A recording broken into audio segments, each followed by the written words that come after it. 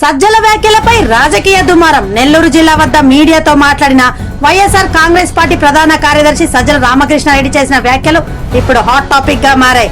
ముఖ్యమంత్రి నారా చంద్రబాబు నాయుడు భవిష్యత్ భయంకరం అవుతుందని ఆయన హెచ్చరించడంతో తీవ్ర రాజకీయ దుమారం చెలరేగింది. ప్రస్తుతం 4వ ముఖ్యమంత్రిగా బాధ్యతలు చేపట్టిన చంద్రబాబు అక్రమాలపై తీవ్రంగా దృష్టి సారించి నిబంధనల ఉల్లంఘనకు పాల్పడిన వారిపై కఠిన చర్యలు తీసుకుంటున్నారు.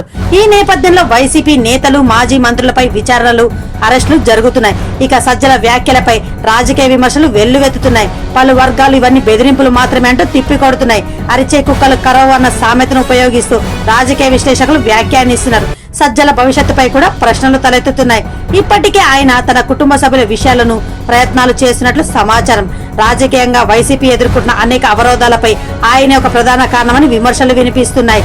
ఈ వివాదం కొనసాగుతున్నప్పటికీ అధికార పార్టీ కార్యకలాపాలపై ప్రజలు గమనిస్తున్నారు. రాబోయే రోజుల్లో దీనిపై మరిన్ని రాజకీయ పరిణామాలు చోటు చేసుకునే అవకాశం ఉంది.